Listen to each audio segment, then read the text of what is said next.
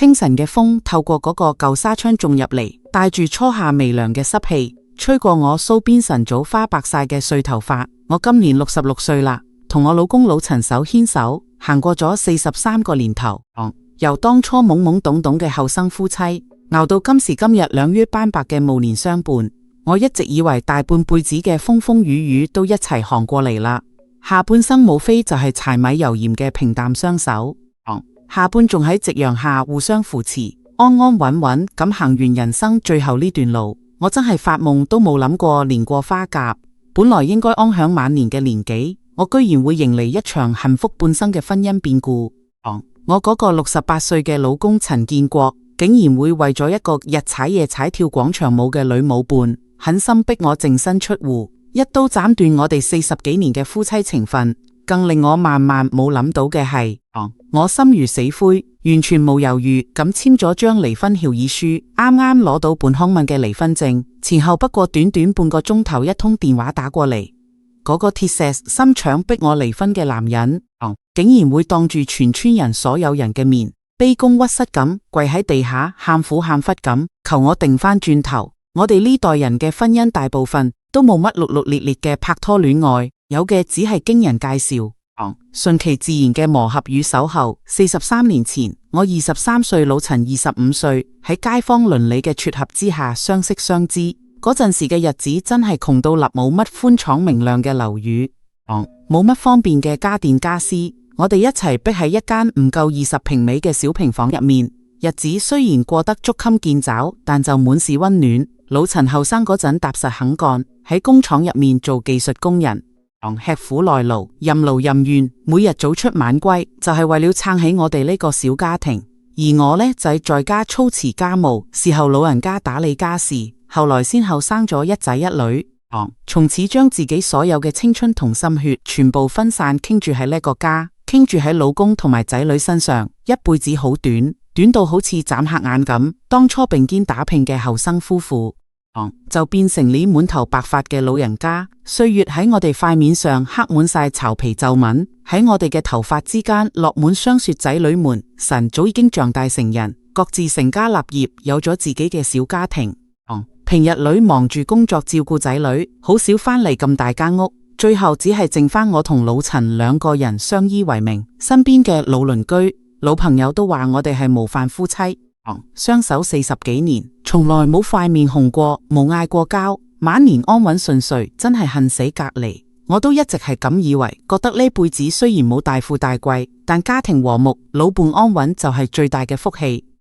我晨早習慣咗身邊有佢嘅陣隨，習慣咗每日同佢煲水煮飯、洗衫執屋，習慣咗黃昏等佢返屋企，習慣咗日復一日嘅平淡陪伴。我以為呢份根植於歲月嘅陪伴，晨早深入骨髓，冇人可以搖動，但就忘記咗人心最易變。特別係喺衣食無憂、日子清閒嘅晚年，人一得閒就最容易生出衰心思，滋生呢啲荒唐嘅情愫。退休之後，老陳徹底閒晒落嚟，忙碌咗一輩子嘅人，突然之間冇嘢做，難免會覺得空虛無聊。最開始佢只係每日早起去公園散散步、打下太極，同同齡嘅老死們傾下偈、下下棋，日子過得平淡安穩。我睇住佢心態平和，身體健康，心裏面都十分之安慰，依舊日復一日打理住屋企嘅一切，將屋企執得乾乾淨淨，三餐四季悉心照料，只盼望住我哋晚年平安喜樂，安穩度日。變故係由2年前開始嘅。屋苑旁邊嘅市政公園起咗個露天廣場舞場地，每日黃昏都會有一大幫中老年人聚集喺嗰度跳舞健身，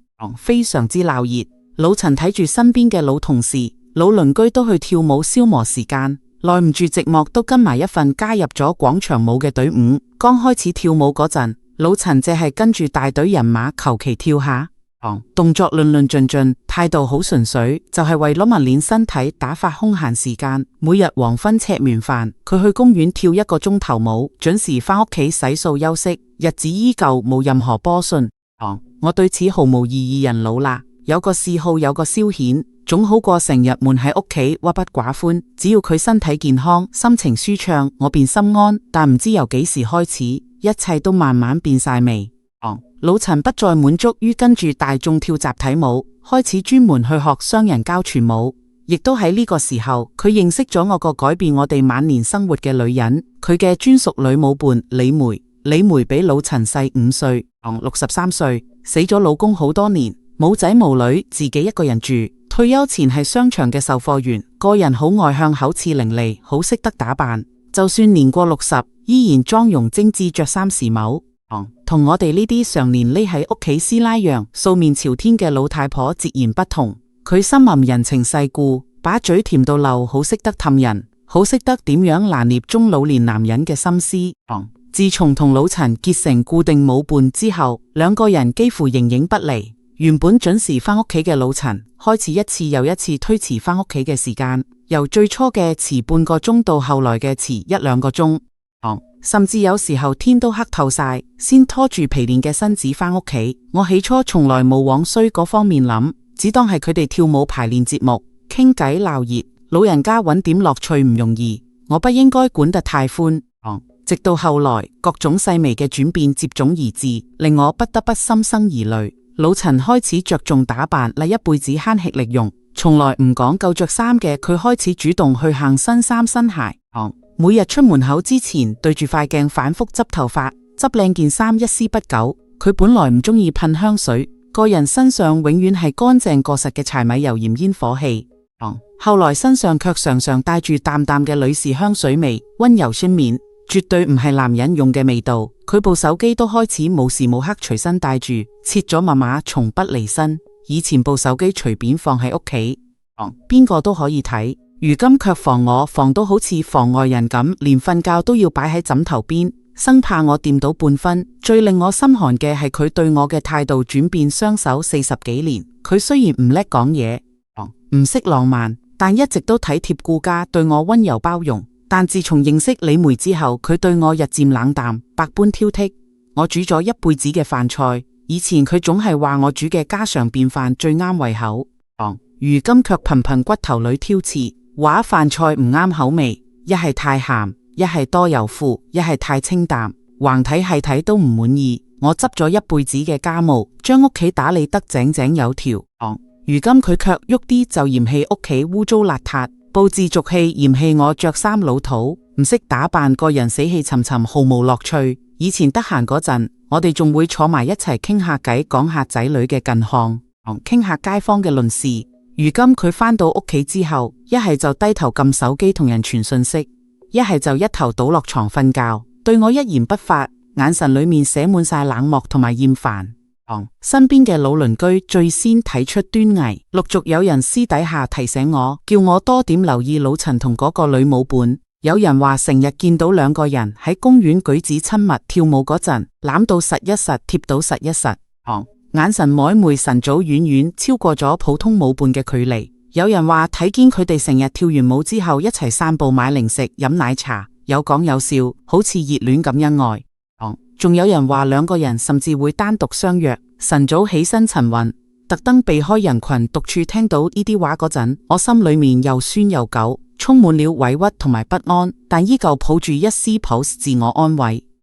我哋40幾年嘅夫妻感情，風風雨雨都行過嚟啦。佢只係臨老寂寞，搵人傾下偈跳下舞，不過係一時新鮮，絕對唔會做出背叛家庭嘅荒唐事。我不願意相信，我相守半生嘅枕邊人會喺暮年之際辜負我一世嘅付出。為了挽回呢段日漸疏離嘅感情，我主動做出轉變。我學住網上啲人咁打理自己，換上新衫，簡單執下個妝，不再成日灰頭土臉。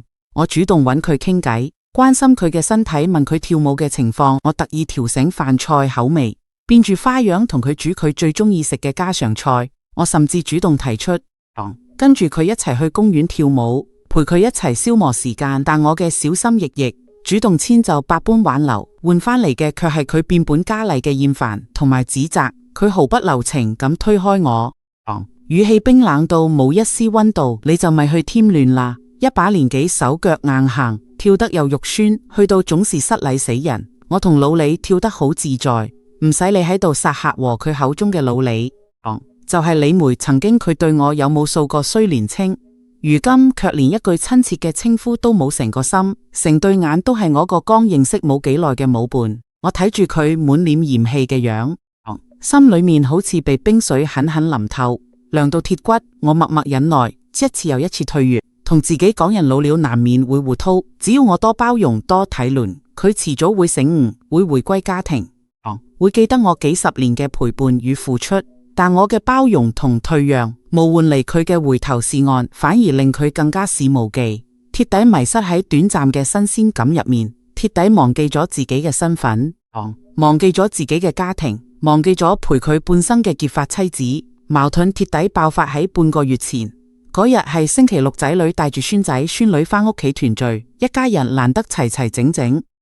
我晨早起身買菜煮飯，忙足一整日，準備咗滿滿一大台仔女同孫輩最中意食嘅飯菜，滿心歡喜期待一家人其樂融融食餐團圓飯。但由下晝等到黃昏，飯菜熱咗一邊又一邊，自始至終都唔見老陳嘅身影。仔女紛紛打電話聯絡，佢電話始終冇人聽，微信短信亦都唔覆，一家人嘅團圓氣氛徹底被搞亂。仔女塊面上寫滿晒失望，孫仔孫女亦都一直追問爺爺除咗去邊度。我企喺餐台前睇住一台漸漸變凍嘅飯菜，心裏面又委屈又惱怒，積聚咗好耐嘅情緒，一瞬間湧上心頭。直到夜深8點幾，老陳先至慢吞吞返到屋企。佢入門口嗰陣，塊面上帶住笑意，衫褲整潔，身上依然帶住嗰股熟悉嘅女士香水味，頭髮執得一絲不苟，完全無半分愧疚同歉意。我壓住心底嘅怒火，當住仔女嘅面輕聲問佢除咗去邊度，為乜嘢一整日唔返屋企，為乜嘢唔接電話。面對全家人嘅質問，佢冇絲毫愧疚，反而理直氣壯咁開口，語氣裏面滿是維護。今日公園有舞蹈比賽，我同李梅排練節目，參加比賽太忙啦，冇時間睇手機，唔就係一餐飯啫嘛，錯過咗就錯過咗。幾大個頭陀，至於咁樣小題大做咩？一句輕飄飄嘅幾大個頭陀，徹底擊碎了我心底最後一絲期。佢我為了呢場團圓飯操勞一整日，盼望住一家人難得嘅相聚，而佢卻為了一個相識冇幾耐嘅舞伴，揼低妻兒老小，無視全家人嘅等待，毫無愧疚之心。我再都頂唔順，紅住眼眶質問佢：跳舞緊要得過個家，緊要得過仔女團聚，緊要得過我哋幾十年嘅夫妻情分。你一把年紀啦，可唔可以安分一點，好好過日子？我嘅質問徹底惹怒了晨早心生厭煩嘅老陳，佢塊面一瞬間沉晒落嚟，對住我厲聲呵斥，語氣刻薄又冰冷，字字句句都好似刀子咁扎進我嘅心底。我就是同李梅喺一齊又點啊？我就是中意同佢跳舞又點啊？佢溫柔體貼善解人意，識得睇攏我遷就我，同佢喺一齊我開心自在，邊似得你一輩子死氣沉沉，淨係識做家務喎，長我短無趣又呆板，同你過一輩子我晨早頂唔順啦。要唔係睇喺仔女嘅份上，我一早就不想同你過啦。呢番話當住仔女同孫輩嘅面，毫不留情咁衝口而出。43年嘅朝夕相伴，43年嘅默默付出，43年嘅風雨同舟，喺佢口中竟然變成了一場不堪忍受嘅煎熬。我睇住眼前呢個熟悉又陌生嘅男人，睇住佢滿臉嘅厭煩同決絕，一瞬間淚流滿面，心口痛到幾乎冇辦法呼吸。仔女們都滿臉震驚，紛紛上前勸說，指責老陳太過糊塗，太過絕情，一把年紀不應該如此荒唐。但呢個時候嘅老陳早被新鮮感沖昏了頭腦，油鹽不進，邊個嘅話都聽唔入耳，一心認定李梅先至係明佢陪佢俾佢快樂嘅人，而我就是佢晚年幸福路上嘅絆腳石。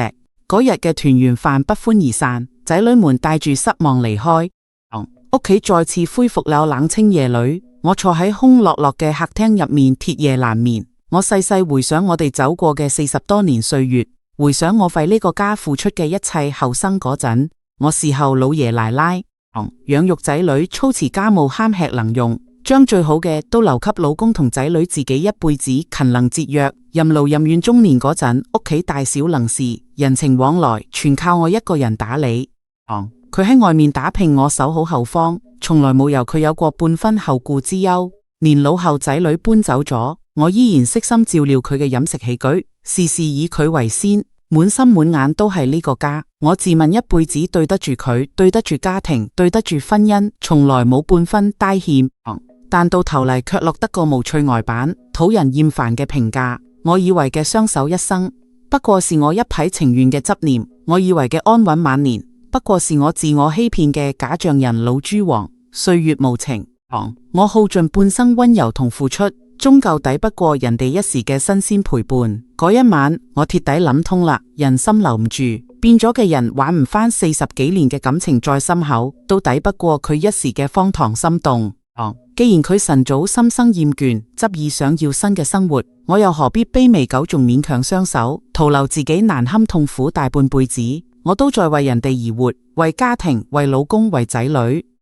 到咗66歲嘅年紀，我應該為自己活一次啦。與其守住一段冰冷變質嘅婚姻，日日煎熬，夜夜心酸，不如送壇放手，各自安好。我本來諗住好聚好散，就算感情唔喺度，幾十年嘅情分仲喺度，冇必要鬧到撕破塊面。但我萬萬冇諗到老陳嘅絕情，遠遠超出了我嘅想象。第二日一早，佢起身後嘅第一件事，唔係道歉認錯，唔係緩和關係，而是直接攞出嚟一份晨早印好嘅離婚協議書，重重咁拍喺我面前嘅茶幾上，紙張落地嘅聲響，清脆又冰冷，徹底打碎了我心底最後一絲殘存嘅念想。佢坐喺我對面，神情冷漠，眼神堅定，冇絲毫猶豫同愧疚，語氣生硬又決絕。既然話已經講開咗，咁我哋就咪老合啦，直接離婚啦。我已經諗清楚啦，我要同你分開。以後我要同李梅一齊過日子，佢可以俾到快樂我，可以陪我安度晚年。呢個家太壓抑，你太無趣，我一日都唔想多留啦。我睇住嗰份冰冷嘅離婚協議，指尖微微有啲震，心裏面卻異常平靜，冇憤怒，冇委屈，只剩係鐵底嘅麻木同釋然。我伸高個頭望向相伴43年嘅老公，輕聲問佢：你肯定40幾年嘅夫妻，幾十年嘅風風雨雨，話散就散，你一點都唔後悔？佢冇絲毫遲疑，甚至帶住一絲解脫同不耐煩，冷冷咁點頭，肯定絕不後悔。早點離咗，我哋各自解脫，我都可以早點過上舒心日子。咁財產同間屋呢？你打算點樣分？我繼續平靜詢問。我以為就算佢再絕情，念及幾十年情分，都會幫我留下一點養老保障，由我晚年有所依託。但跟住落嚟佢講嘅話，令我徹底睇清咗呢個男人自私涼薄嘅本性，亦都令我徹底斷了所有念想。佢抬高個下巴，語氣自私又刻薄，字字起心。間屋係我單位當年生產嘅福利房，寫嘅係我個名，歸我屋企嘅存款係我呢啲年退休金儲落嘅，都歸我屋企嘅家蛇家電全都係我自辦嘅。你淨身出戶就行啦。你呢啲年一直在家做家務，冇返過工賺過錢，屋企嘅一切都同你冇關係。離婚後你自己自生自滅，唔使我管，我都唔會俾你一分錢補償。聽完呢番話，我突然之間笑咗，笑到眼眶發酸，滿心悲涼。我侍候佢一輩子，為佢生兒育女，為呢個家耗盡一生青春，到頭來喺佢眼裏面，我一輩子嘅付出一文不值。我無賺錢就不配擁有屋企嘅一分一物，離婚只能淨身出戶，一無所有。幾十年嘅付出，數十年嘅陪伴，喺佢眼中竟然如此廉價，如此微不足道。嗰一刻，我心底最後一絲不捨同留戀徹底消散，只剩係鐵鐵底底嘅失望同決絕。身邊無數人勸我一把年紀啦，冇必要離婚，忍一忍就過號啦，大半輩子都活過嚟啦。晚年離婚只會俾人笑話，老來冇依無靠，仔女都急急忙忙趕返嚟，苦苦恨說我原諒佢，包容佢，話阿爸只係一時糊塗，年紀大了難免任性。由我睇喺仔女嘅份上，不要衝動離婚，保存完整嘅家庭，連鄰居親友都憤恨解，勸我將就度日。咪同一個糊塗老人家頂氣，但只有我自己知道，呢段婚姻晨早千瘡百孔，冰冷刺骨，再都冇將就嘅必要。將就得嚟嘅婚姻，只剩冇盡嘅內耗同委屈。與其日日面對冷漠絕情嘅枕邊人，喺痛苦同心酸中度過晚年，不如徹底放手，放過佢，更放過我自己。66歲不算年輕，但也絕對不算老。我身體康健，手腳利索，仔女孝順，生活安穩，我有能力有底氣獨自過完。下半生冇必要委屈自己遷就一個變心絕情嘅人，所以面對所有人嘅勸說同挽留，我搖了搖頭，態度異常堅定。我冇喊冇鬧，冇狗蟲，冇爭面，亦都冇索要本來屬於我嘅財產。我坦然執起支筆，睇住嗰份苛刻到暈、極度不公嘅離婚協議，冇絲毫猶豫，一筆一畫工整咁簽下了我嘅名字。筆尖落下一刻，我心裏面無比輕鬆，扎喺心頭多年嘅沉重枷鎖，一瞬間被鐵底卸下。43年嘅婚姻就此落筆，鐵底終結。老陳睇住我毫不猶豫簽字嘅樣，塊面上閃過一絲悔意，似乎冇諗到一向溫順隱忍、事事遷就佢嘅我會如此乾脆利落，如此果斷決絕。佢大概以為我會喊鬧，會挽留，會卑微祈求，會為了晚年安穩，為了家庭完整妥合退讓，但我偏偏冇我晨早心死，鐵底看淡，不愛啦，不恨啦，不期待啦，自然也就毫無牽動，毫無留戀。簽字結束之後，我哋第二日一早一齊前往民政局辦理離婚手續。初夏嘅陽光明媚刺眼，照喺身上暖洋洋，但我嘅心裏面卻冇比情切平靜排隊填表審核簽字。每一個流程我都從容淡定，有條不紊。工作人員睇住我哋滿頭白髮嘅年紀，忍不住再三勸說，詢問我哋是否考慮清楚，是否存在誤會，是否需要冷靜期。畢竟相守40多年嘅夫妻晚年離婚實屬罕見，太過可惜。我始終點頭回應，態度堅定，毫無反悔之意。反觀老陳全程神色匆匆，滿心急切，淨係想快點辦完手續，徹底擺脫我，奔赴佢所謂嘅新生，奔赴佢嘅舞伴。短短半個鐘頭，手續全部辦理完畢。工作人員將2本紅繃嘅離婚證遞到我哋手中，睇住全新嘅離婚證，我輕輕岌了一口氣，心底無悲無喜，只剩一身輕鬆。從此我同陳建國再冇夫妻名分，再冇牽探糾葛，一別兩寬，各生歡喜。行出民政局大門嗰一刻，我抬高個頭望向湛藍嘅天空，微風吹過面在，久夜嘅自由同舒坦湧上心頭。幾十年圍住家庭，圍住老公轉嘅日子鐵底結束啦。往後餘生，我只為自己而活。辦理完離婚手續，我哋喺民政局門口各自分開企，無告別，無寒暄，形同陌路。老陳拿到離婚證之後，塊面上露出難以掩飾嘅笑意，迫不及待咁攞出手機，低頭飛快咁發短信。唔使諗都知道，佢肯定係第一時間話俾李梅聽，我哋離婚啦。佢終於自由啦，可以光明正大同對方喺一齊啦。我費事睇佢半分，轉身便準備截的士離開，鐵底遠離。呢個由我耗盡半生、受盡委屈嘅人，就在我啱啱打開車門準備上車嘅瞬間，老陳一直緊握住嘅手機突然尖篤地響了起來。來電顯示嘅名字正是李梅，佢塊面上嘅笑意更濃，連忙接起電話，語氣溫柔親昵，同剛才對我嘅冷漠刻薄判若兩人。我本無意偷聽人哋講電話，淨係想盡快離開。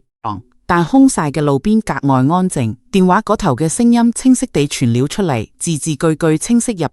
電話嗰頭嘅李梅，無了平日裏嘅溫柔和善，語氣冰冷又現實，帶住毫不掩飾嘅算計同冷漠。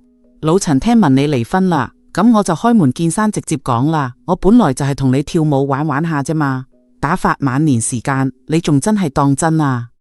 我一個人過得自由自在，無牽無掛，做咩要搵個老伯伯拖累自己，仲要幫你打理家務？事後你晚年，你間屋係老牌舊樓，唔值錢，退休金都唔算高，根本滿足唔到我嘅生活需求。之前同你行得近，就係圖個鬧熱。你還真以為我想同你過日子？現在你婚都離咗，冇人侍候你啦，以後我哋就唔好再聯絡啦。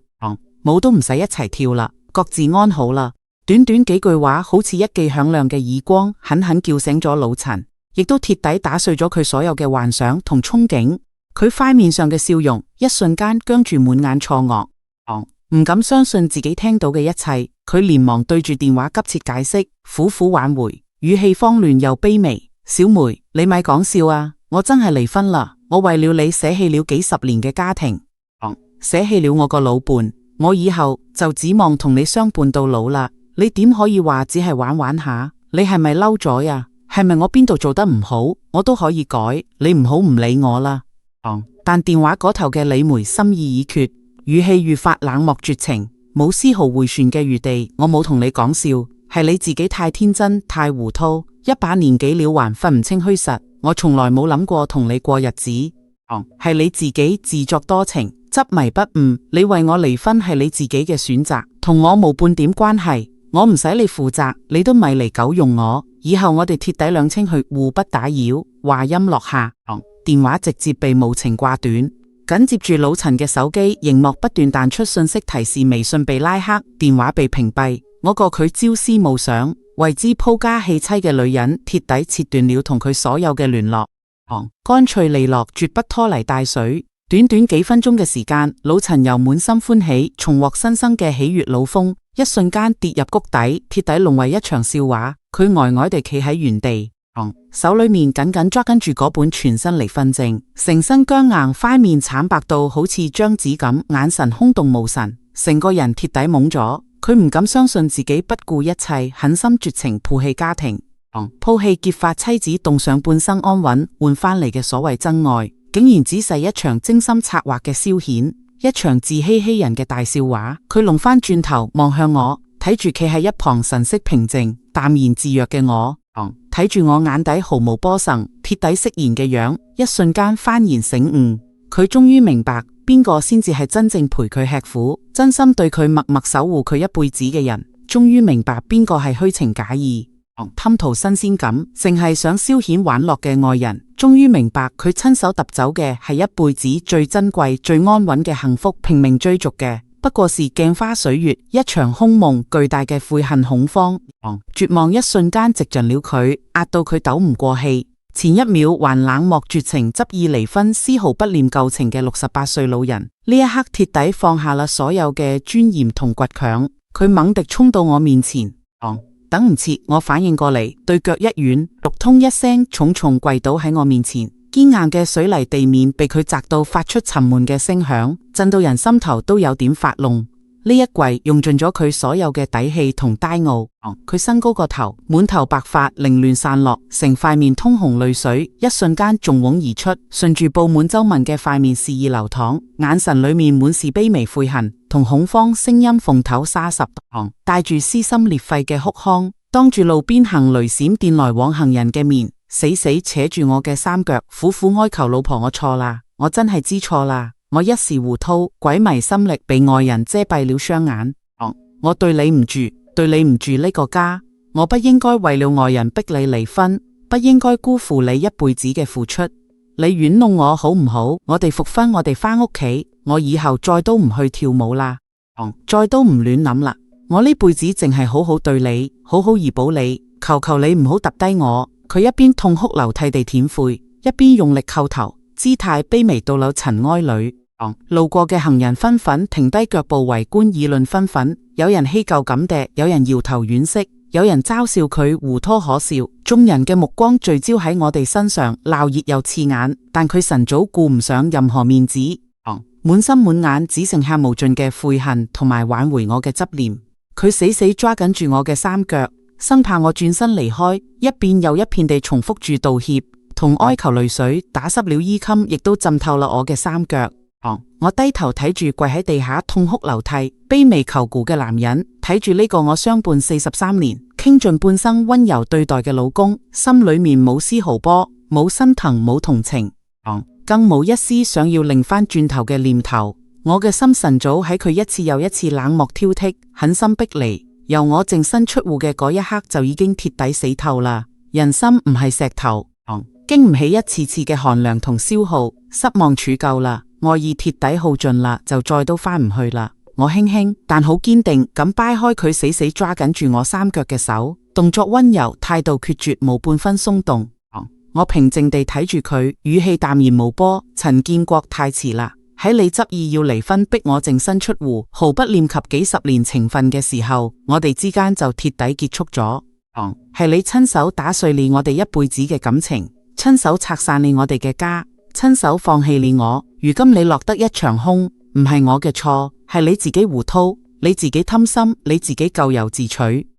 我陪你吃苦受累40多年，將最好嘅青春、最好嘅年華、最好嘅溫柔都俾咗你同埋呢個家。我從來無虧欠你分毫，係你唔識得珍惜，係你厭棄我嘅陪伴，係你執意要行新路，現在新路行唔通啦，知道擰翻轉頭啦，但我嘅心已經涼透啦，再都仲唔熱啦。婚姻唔係細路仔玩泥沙，感情都唔係隨意攞放嘅物件，想要就留住，唔想要就揼走。世間冇咁便宜嘅事。我頓了頓睇住佢淚流滿面悔恨不已嘅樣，繼續平靜說道：你黐係新鮮嘅陪伴，貪圖一時嘅歡愉嫌棄我平淡無趣，年老色衰。咁你就應該為自己嘅選擇買單人。呢一輩子無論幾大年紀，都要為自己嘅所作所為負責。我已經66歲啦，折騰唔起都將就唔起啦。43年嘅相守，我問心無愧，不留遺憾。如今離婚證喺手，我哋從此恩斷義絕，再冇瓜葛，你好自為之啦。講完呢番話，我不再睇佢痛哭流涕、絕望無助嘅樣，轉身徑直上車，冇絲毫留戀。駕車緩緩啟動，我透過車窗睇住嗰個依舊跪喺路邊、身形佝僂、滿頭白髮嘅老人家，睇住佢不停揼心口揼腳、失聲痛哭嘅樣，心底依舊一片平靜。我不恨佢啦，真係不恨啦。愛過、付出過、堅守過、失望過、絕望過，如今徹底放低，愛恨皆空，只剩釋然。我清楚地知道佢嘅跪求復合，從來唔係幡然醒悟、真心悔改，唔係懂得了珍惜我嘅好，而係因為佢朝思暮想嘅新希望徹底破滅咗。佢被愛人無情拋棄，冇地方去，冇人陪伴，冇人侍候，一瞬間失去了所有嘅新鮮感同寄託，先至諗起我嘅好。諗起我幾十年不離不棄嘅陪伴，冇微不至嘅照顧，諗起呢個為佢遮風擋雨、溫暖安穩嘅家。倘若呢個時候李梅願意接納佢陪伴佢，佢依舊會毫不猶豫地拋棄我，拋棄家庭，繼續沉浸喺佢嘅荒唐新鮮感入面，絕對唔會有半分悔恨，更唔會跪喺地下求復合咁樣遲嚟嘅很悔，咁樣功利嘅零花轉頭，廉價又可悲。我半點都唔想要我一輩子善良溫柔隱忍顧家，但善良從來唔係冇底線嘅妥協，溫柔都唔係任人踐踏嘅卑微。晚年嘅我不再追求圓滿嘅家庭，不再渴求伴侶嘅疼愛，不再為任何人委屈自己。我辛辛苦苦任勞任怨一輩子，值得擁有安穩自在、隨心所欲嘅晚年生活，值得被好好對待，值得乾乾淨淨、輕輕鬆鬆地過完下半生，而不是再次返去嗰段冰冷寒涼、消耗自我嘅婚姻入面重蹈覆轆。架車駛離民政局門口，將佢嘅悔恨同朗木鐵底鋪喺腦後窗外，陽光正好，微風不燥，條街上車水馬龍，充滿煙火氣。我坐喺車裏面，深深吐出一口積壓了多年嘅毒氣，嘴角不自覺地揚起一抹輕鬆嘅笑意。43年嘅婚姻枷鎖終於鐵底卸下，半生嘅委屈同漿就終於鐵底終結。原來放低錯嘅人，擺脫內耗嘅婚姻係一件咁樣輕鬆自在嘅事。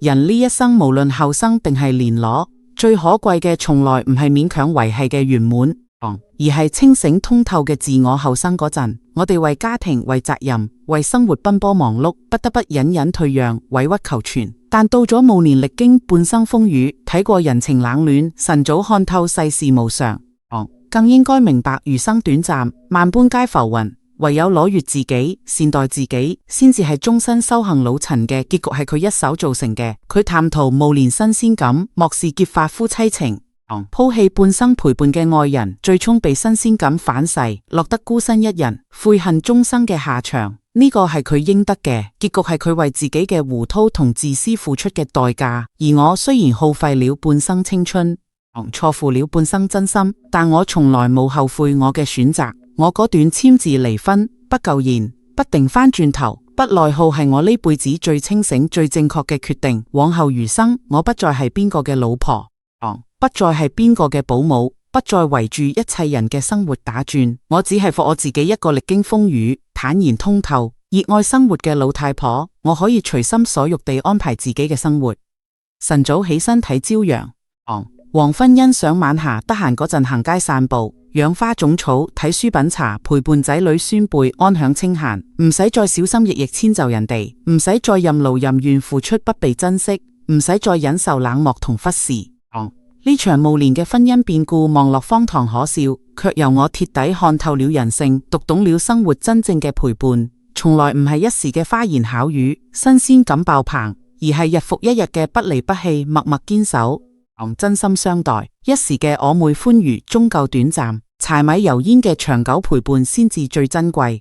只可惜好多人總要等到失去所有，撞到頭破血流，先至可以明白呢個最簡單嘅道理。但嗰陣時一切晨早無法挽回，只剩下無盡嘅悔恨同遺憾。我好慶幸喺我年華老去、步入暮年之際，我依然擁有及時止損嘅勇氣，擁有慎閒放手嘅底氣。